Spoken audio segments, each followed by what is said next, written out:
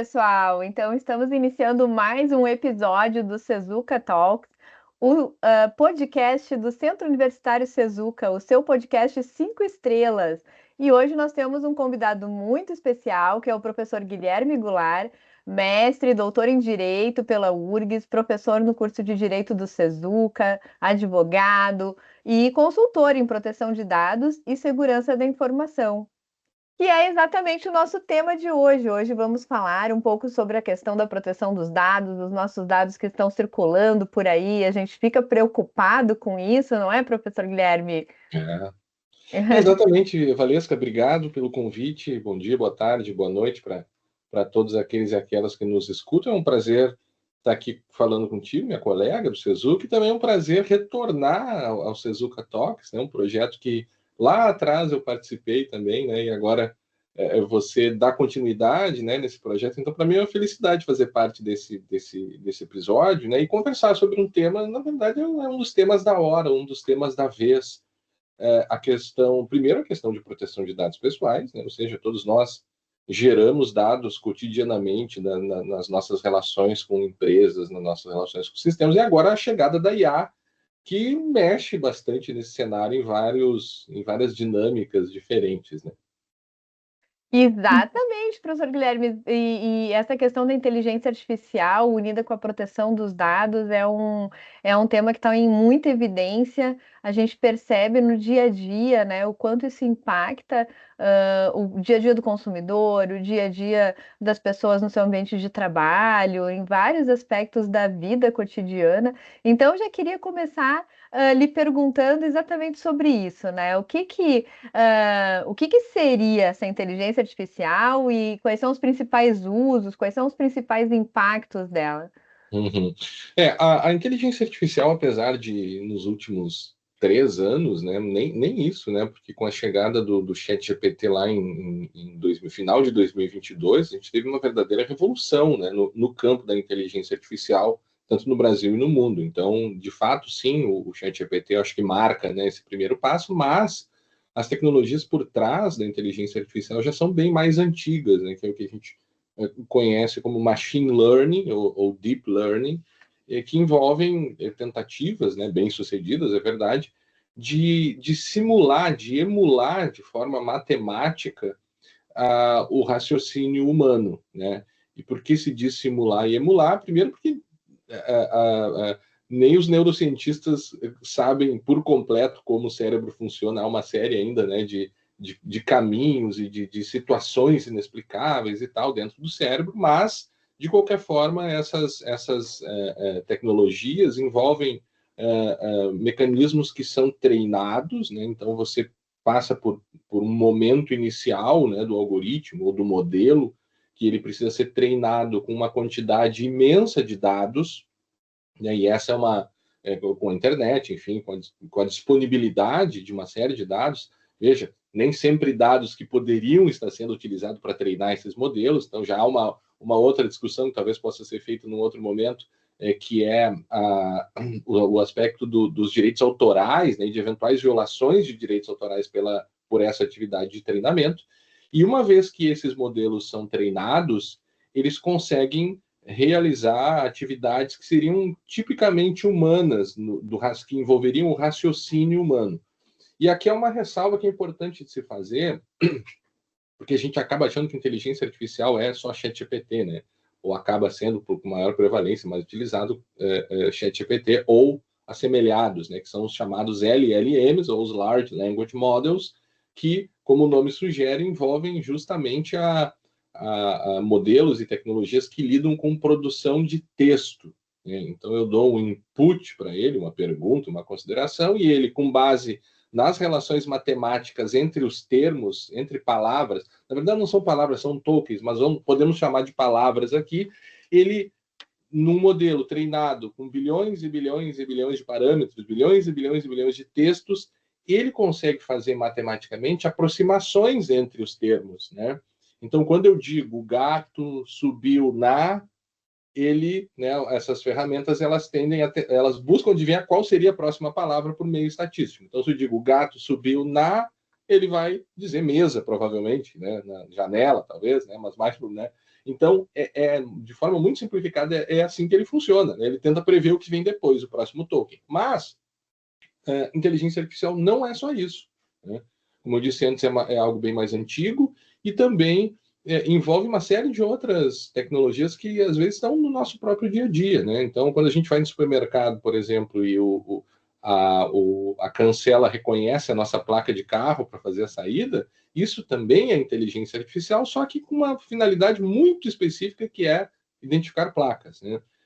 Reconhecimento facial também se utiliza inteligência artificial, né? Hoje, na verdade, existem milhares e milhares de modelos e serviços, né, para muito além dos LLM, dos Large Language Models, mas esses acabam chamando muito mais atenção. Eu falei de ChatGPT, mas a gente tem o Chat PDF, a gente tem Notebook LM, a gente tem Perplexity, agora a Meta IA tem a sua IA, né? E o que acaba chamando a atenção é que as próprias Big Techs estão se apropriando, né, e produzindo essas tecnologias. Então, a Meta IA é muito curioso, né? Você tem uma rede social muito interessada, né, em produzir lá a sua IA, e a partir daí acabam vindo, né, os problemas éticos no primeiro momento, eu acho, né, para nós que somos professores, né, Valesca? A gente já começa a sentir na pele essa entrada, né, dessas tecnologias na sala de aula, e aí também vem um outro problema, que é o uso ético da IA dentro da educação, né, um baita de uma questão que o mundo inteiro está se debatendo para resolver, né? Mas me parece que nós temos um problema, né? E o ser humano gosta de fazer isso, na verdade, né? Principalmente com tecnologia, né? É que se adota com uma rapidez cada vez maior, né? Então basta a gente imaginar 3 anos, 2, 3 anos, a rapidez com que ela está sendo adotada, sem a devida reflexão, sem a devida discussão e muitas vezes sem uma regulação, como é o caso do Brasil, né? O Brasil ainda não conseguiu, ao contrário da União Europeia, o Brasil ainda não conseguiu regular o uso da inteligência artificial, né? E isso acaba trazendo uma série de riscos para todos nós, porque nós temos desde grandes empresas com interesses econômicos muito grandes, né, e com interesses de nos manter naquela plataforma, toda aquela problemática das redes sociais, do vício até em redes sociais, e isso também acaba começando a entrar na própria questão dos dados pessoais, né, porque quando eu disse antes ali que os modelos usam uma massiva quantidade de dados para realizar o seu treinamento, entre esses dados podem estar incluídos também dados pessoais, né? Então tem, no primeiro lugar, uma preocupação de, eventualmente, os modelos usarem dados pessoais para o seu treinamento, esse é um ponto, e depois nós temos também preocupações no uso da inteligência artificial, no uso dessas ferramentas pelas pessoas, e esses usos acabam também gerando dados pessoais no momento, porque a IA é muito boa em fazer predições, ela consegue,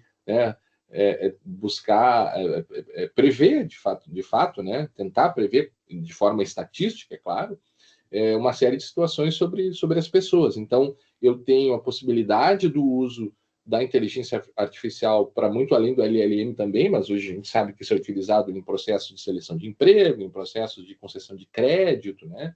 Em alguns casos na justiça, com questões muito, né, discutíveis, sobretudo quando ela é utilizada para a verificação de periculosidade de réus, isso mais nos Estados Unidos, que já aconteceu. E também as pessoas passam a utilizar, é muito curioso, né? As pessoas personificam aquilo, né? As pessoas começam a conversar, a dividir, às vezes, fatos, né, pessoais, em alguns casos também, que é um outro tema. Veja como temas acessórios aparecem, né, Marisa?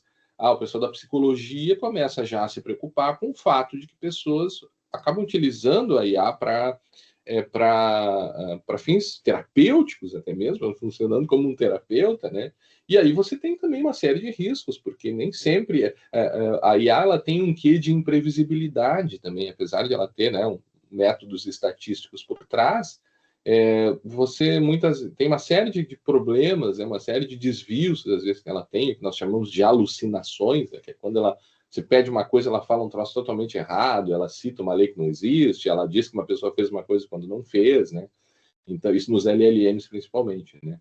E nesses outros sistemas que acabam nos ajudando a realizar seleções, né? Por exemplo, de emprego, de crédito, tudo mais. Um outro problema é que às vezes é difícil você conseguir verificar como que ela chegou naquela resposta, né? E para o direito, sobretudo, o como, o meio termo ali, né? Explicar como se chegou àquela decisão é tão importante quanto a decisão, sobretudo quando tem problemas que podem emergir aí como situações de discriminação, sobretudo, né? Contra mulheres, contra pessoas negras, né? Enfim, contra outros grupos. Então, nesse primeiro momento, seriam essas as primeiras preocupações aí que me parecem que estão né, na vez aí das nossas preocupações. Ai, com certeza, professor Guilherme. E a questão da inteligência artificial, ela faz parte da nossa vida há muito tempo, né? As pessoas nem se davam conta quando usam um sistema ali de localização como o Waze, ali já tem, né, uma inteligência artificial, mas as pessoas ficaram mais impressionadas quando se tornou mais comum as ferramentas que são generativas, né? Que criam realmente textos, criam imagens, criam apresentações.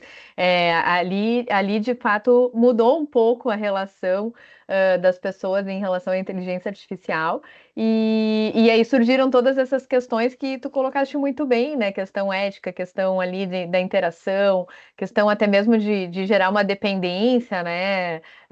Que a gente vê em relação às redes sociais, a gente vê que muitas pessoas, adolescentes, jovens, tudo mais, às vezes se tornam viciados, entre aspas, né? A gente pode dizer assim, e ficam muito, criam uma relação, né, de dependência muito forte. Então, todas essas são questões que envolvem a temática da inteligência artificial, e a questão dos dados também é uma delas, né? Tu dirias que os nossos dados estão em risco em relação à questão da inteligência artificial, ou de que forma, né, a gente poderia se proteger um pouco mais, Uhum. em relação à nossa privacidade de dados? É, a questão do risco ela é muito interessante, né? Alguns sociólogos, sobretudo, acabam colocando que nós vivemos numa sociedade de risco, né? Então, cada vez mais, né, as mudanças tecnológicas sempre vieram acompanhadas de riscos, né? Riscos, né? Quando a gente pensa até na questão da energia atômica, né, com as suas possibilidades, né, nós temos também os riscos envolvidos, né? Talvez um risco até pela energia atômica de extinção do ser humano. Então, é bastante comum que tecnologias sejam acompanhadas de riscos. O problema é que nós temos também do outro lado do risco, interesses econômicos muito fortes no âmbito da IA, né? A gente vê que empresas como a NVIDIA, né, que é a fabricante das GPUs, das placas de vídeo, né, que são um grupo de processador, né, placas ali que envolvem um poder de processamento muito grande, que em geral eram utilizados para jogos eletrônicos, mas se descobriu que aquela mesma capacidade, ou capacidade semelhante que elas tinham, também podiam ser usadas na IA, e isso trouxe para essa empresa um crescimento muito importante, né, nos últimos anos, né, se tornando uma das maiores empresas do mundo. Então, eu tenho muito dinheiro, nós temos muito dinheiro envolvido, né, nisso, né?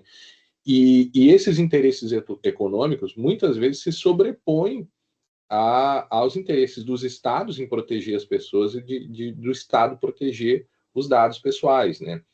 É importante dizer que eu acredito que sim, os nossos dados sempre estiveram em risco, né? O nascimento das leis de proteção de dados ao redor do mundo, eu posso citar aqui a primeira lei de proteção de dados lá da década de 70 do estado alemão de Hessen, né? Que, veja, vinha na Alemanha, ou veio na Alemanha, um país que passou pelo Holocausto, e que entre as práticas nefastas que houve nessa época, você tinha a questão da identificação, né, das pessoas nos campos de concentração, era dado um número, as pessoas tinham aquele número tatuado, aquelas cenas terríveis que eventualmente a gente vê. Então, isso trouxe neles, na Alemanha, toda uma preocupação sobre o que se poderia fazer com os dados das pessoas. Então, num primeiro momento, as leis de proteção de dados, a partir daí, foram evoluindo, e a Europa sim, o paradigma, na minha opinião, para a proteção de dados. Primeiro começa numa proteção de dados contra o Estado, ou seja, eu começo a me preocupar o que o Estado pode fazer. Só que depois, com a internet e com essa questão econômica de eu ter empresas, maiores empresas do mundo são empresas de tecnologia, a preocupação também se tornou, virou para que a gente conseguisse impor regras para que as empresas não abusassem no tratamento dos nossos dados. E isso, e a gente está, me parece, agora uma nova era da proteção de dados, né? Porque antes, né, qual era a preocupação?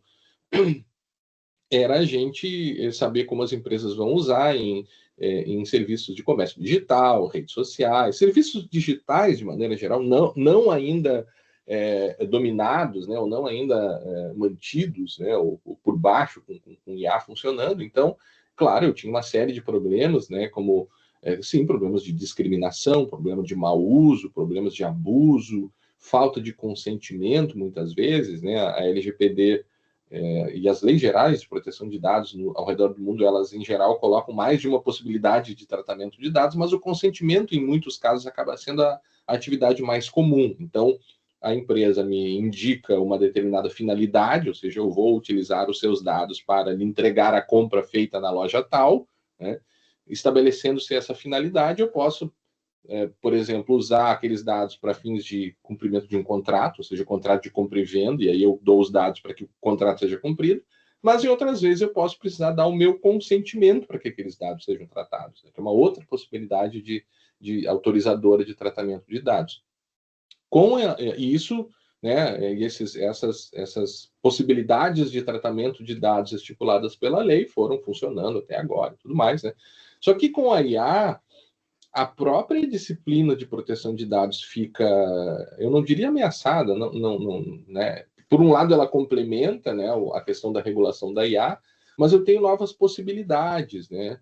Como eu disse antes, a IA ela é imprevisível em muitos cenários, né? Eu não sei direito o que ela pode fazer, eu não sei bem qual é o alcance dela, né? Em alguns casos, o alcance pode ser muito mais restrito, né? Por exemplo, ferramentas de reconhecimento de placa de carro, elas vão reconhecer placas de carro e acabou, não podem, né? Os erros, os problemas, né, que podem acontecer ali, eventualmente ela ou não reconhecer minha placa de carro, ou errar no conhecimento, né? E pronto, acabou. Agora, ferramentas mais generalistas, como os LLMs, que acabam sendo utilizados para concessão de crédito e emprego, como eu disse antes, né?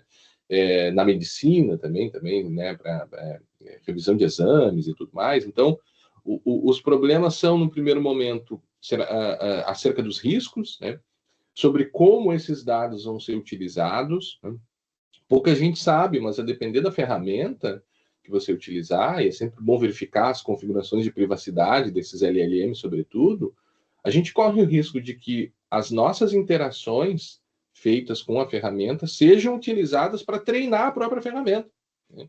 E isso é muito complicado, porque a partir de um eventual tratamento de dados pessoais nosso, ela pode começar tanto a gerar informações e gerar inferências sobre a nossa personalidade, que se eu não tiver uma regulação, ou se eu estiver diante de uma empresa que não tem muito compromisso ético, aqueles dados podem ser utilizados contra nós mesmos, né? Basta a gente pensar né, como isso pode se ampliar, né, aquelas projeções que também isso era usado em inteligência artificial, né, em publicidade na internet, né? Então você pesquisa sobre um determinado termo e de repente você vê aquele, né, questões, né, e o fornecimento de anúncios que eventualmente vão ter relação com seus interesses, né? E às vezes as pessoas falam: mas eu estava falando com a minha esposa sobre tal coisa e apareceu no celular aquela coisa, né? Não há evidências que os celulares ficam escutando todo mundo, mas assim, o que acaba acontecendo é que eles têm tantos dados sobre a gente que em alguns momentos acaba acertando os interesses, quase como um cruzamento ali, né? Então, e isso pelo menos para mim, né, sempre me diz, puxa, mas será que eu estou comprando o que eu quero mesmo? Ou será que, de repente, eu estou, na verdade, sendo induzido o tempo inteiro por propagandas, porque eu pesquiso no YouTube. Em geral, quando eu quero comprar alguma coisa, eu começo a pesquisar no YouTube, e acho que daí o YouTube já percebe que eu quero comprar aquilo, né? Eu até pago o YouTube para não receber propaganda, mas outras coisas. Então, nós temos aí, a partir dos dados pessoais, de maneira muito mais geral, uma possibilidade de manipulação das pessoas que nós nunca vimos antes, né? A gente já sabe que há manipulação em rede social, problema de fake news, problema de desinformação. Esse é um grande problema. Só que agora com a IA, esse problema se amplia mais ainda, né? Porque Se antes eu precisava fazer manipulações mais genéricas, hoje com a IA eu consigo manipular pessoa naquela situação de formas muito mais efetivas, né? Então me parece que um dos grandes problemas é, a partir dos dados pessoais, você conseguir implementar ferramentas de manipulação em massa, seja por Estado, seja por empresa. As big techs passam a ter interesses políticos, sempre tiveram, né? Mas agora, com a eleição de Trump, a gente viu na posse do Trump, os executivos das maiores empresas de tecnologia alinhadas ao lado deles. Eu nem faço uma avaliação aqui moral e política, a gente sabe que a realpolitik é assim mesmo e tal, as coisas acontecem assim, o capital fica sempre muito próximo da política, isso é previsível e normal, mas nunca foi tão, eu diria, evidente esse alinhamento, né? E que, poxa, um poder computacional, um poder de manipulação, né?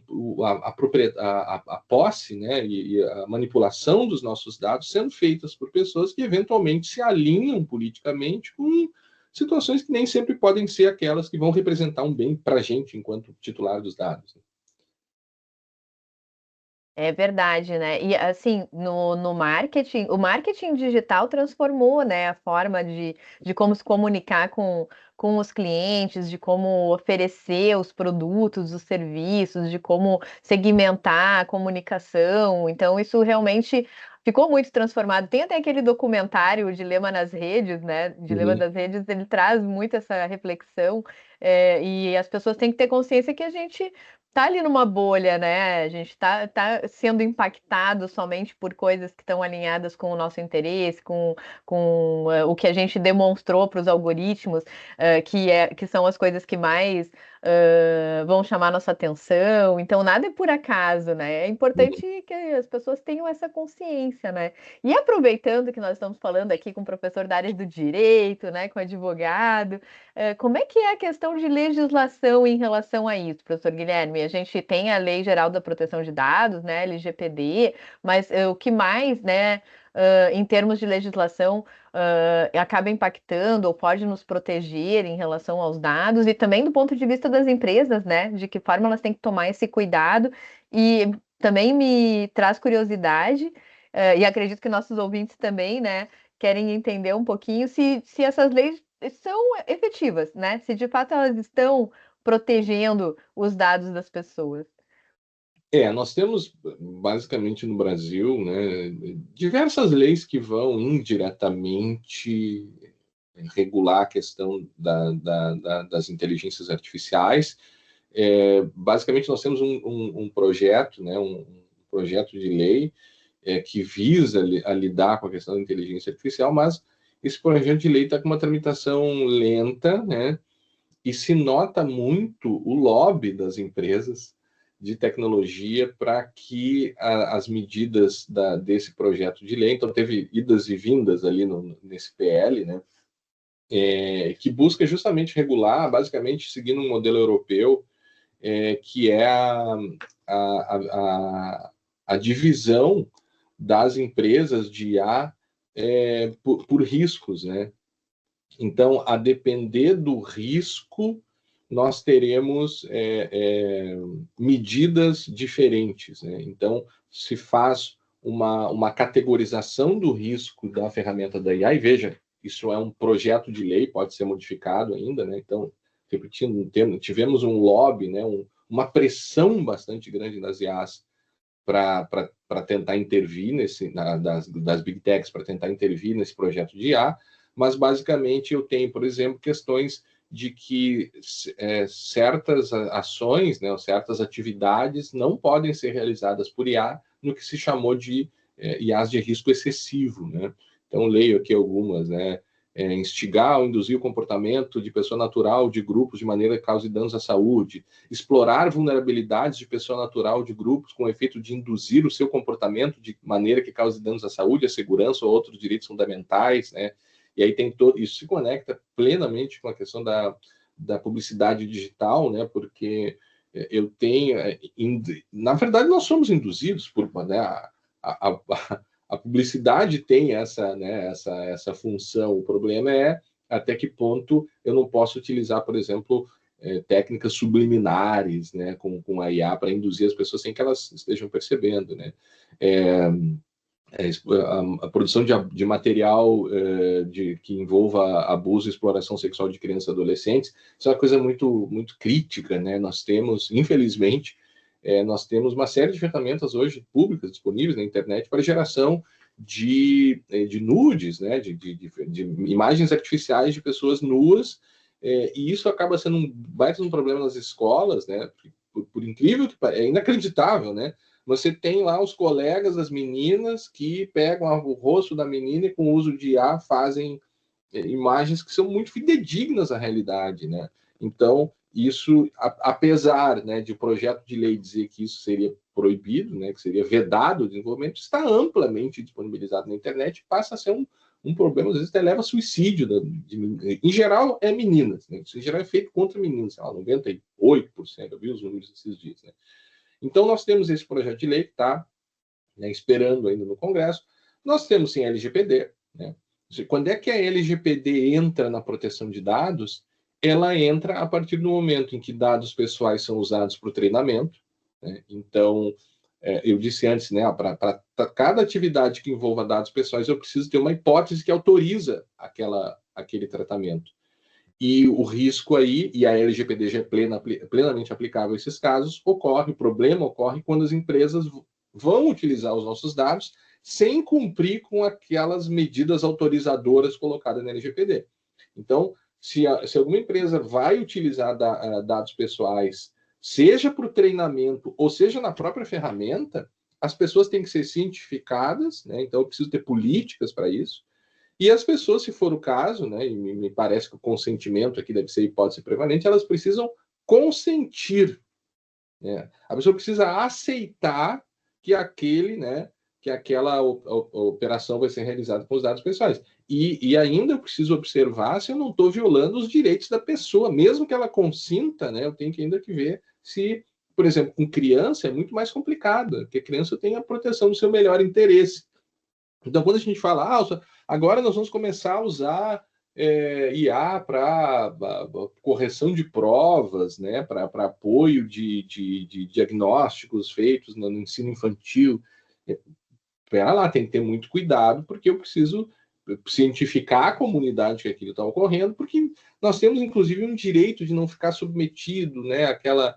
E até um risco, né, das decisões sobre as nossas vidas começarem a ser tomadas por máquinas. Muitas já são tomadas por máquinas, né, mas isso pode se ampliar. Então, temos a LGPD nesse sentido, temos o Marco Civil, que regula uma outra coisa, e temos também o Código Civil, né?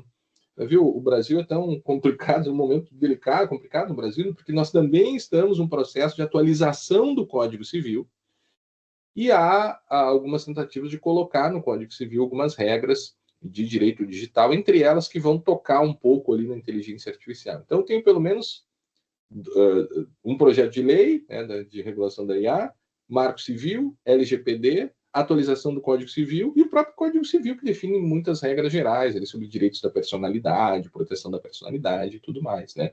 Nas empresas, só para terminar aqui, nós temos um paradigma um pouco diferente. Então, você é da área da administração, né, Valesca?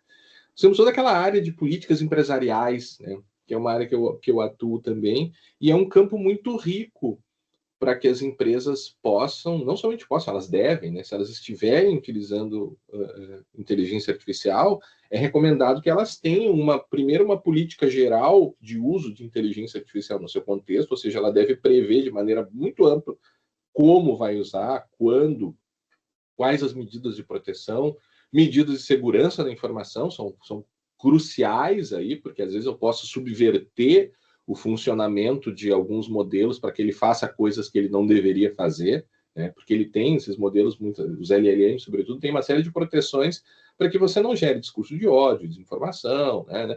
Mas ainda assim você tem possibilidades ali de bypassar medidas de controle, então as empresas precisam fazer isso. As empresas precisam treinar os seus funcionários. Um outro problema que começa a acontecer é que os próprios funcionários começam a colocar informações empresariais dentro dos modelos sem a supervisão da empresa e sem atentar se, de repente, a IA não está sendo treinada com informações secretas, né, confidenciais da empresa. Então, eu preciso de um treinamento e eu preciso de políticas também que vão dialogar com o consumidor, com o usuário externo da empresa, ou seja, a empresa tem que ser muito transparente sobre como ela vai usar a IA e sobre os riscos, sobretudo, colocados, e, na medida do possível, também permitindo que a pessoa autorize ou não aquele uso, em quais contextos, né? Porque há um grande risco, aí, de maneira muito mais genérica agora, de que nós fiquemos tendo todos os aspectos da nossa vida decididos de formas que nós não sabemos direito como, por mecanismos de IA, que são muitos deles de propriedade de empresas que têm interesses econômicos e políticos, e eventualmente não são aqueles interesses que visam o nosso bem comum, né? Então, me parece que esse é o grande risco e o grande problema que a gente vive hoje aqui no Brasil e no mundo, né? Muito bem, professor Guilherme, nós já estamos nos encaminhando aqui para o final, né, do nosso episódio. Então, eu queria te perguntar se tu queres fazer uma palavra final, como é que tu encerraria esse tema, né? Que questionamentos a gente pode deixar aí para os nossos ouvintes também em relação à inteligência artificial e à questão da proteção dos dados.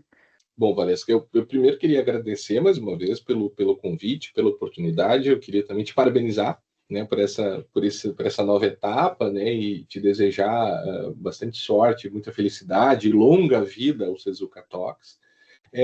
Eu imagino que eu também esteja falando aqui com alunos e professores, né, então eu acho que uma palavra que eu tenho, é o que eu tenho refletido muito, é o momento de nós, alunos e professores, a comunidade acadêmica, começar a pensar, refletir, discutir de forma muito aprofundada o uso da inteligência artificial no ambiente de ensino e aprendizagem, né? Eu acho que talvez nunca tenha sido tão importante que os alunos, os estudantes, né, tivessem uma orientação ética e uma responsabilidade ética e moral tão grande, né? Sobretudo, né, porque é fácil você produzir agora textos e textos como se fossem seus. Então, acho que a gente tem um problema aí, uma questão a ser resolvida, não só pelo Sezuca, eu estou falando de todas as universidades, né? Todo mundo está discutindo, até as maiores universidades na Europa, Estados Unidos, estão com problemas nesse sentido, né? Para os consumidores, pessoas, né, usuários de sistemas, é sempre bom verificar como, né, a confiabilidade daquele sistema, o que eu estou colocando ali, se a memória dele está habilitada, né, se eventualmente, se puder, né, desabilitar essa questão do uso do treinamento do ChatGPT, você consegue fazer isso, né? Preferir ferramentas que não utilizem os dados fornecidos, os inputs para que ela seja treinada, e esse é um problema, porque a depender do que você estiver colocando ali, pode ser, a depender da ferramenta, até as perguntas feitas são publicadas. Já saiu uma notícia que a Meta estava publicando as interações, perguntas feitas com as pessoas. Então, a depender da pergunta feita, você consegue identificar quem é a pessoa, né? Então, há que se ter um cuidado, assim. Eu penso também, né, as pessoas... Eu acho que nem todos os problemas do mundo, tenho certeza, na verdade, que nem todos os problemas do mundo devem ser ou podem ser resolvidos com IA. Então, pensar nisso também, pensar nos riscos, mas pensar que nós não podemos eliminar o aspecto humano das nossas relações, sobretudo no ensino-aprendizagem. Talvez seja né, uma das profissões que tem mais nessa essa ligação, esse contato humano, né?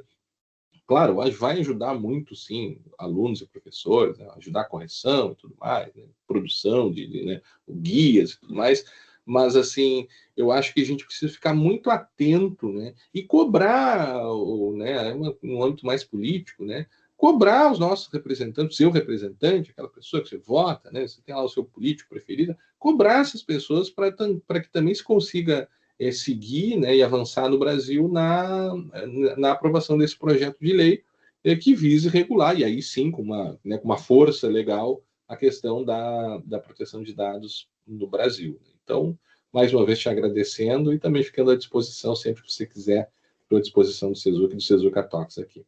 Obrigado, Vanessa. Muito bom, professor Guilherme. Trouxe uma luz, né, para essa temática, trouxe dicas também, informações muito importantes, muito relevantes. Nós agradecemos muito pela tua presença, por aceitar o convite de estar aqui no Sezuca Talk. E também agradecemos aos nossos ouvintes que nos acompanham, né? Estamos presentes no Spotify, no YouTube, também no nosso blog do Sezuca Talks. Continuem nos acompanhando no podcast do Centro Universitário da Sezuca, o seu podcast 5 estrelas.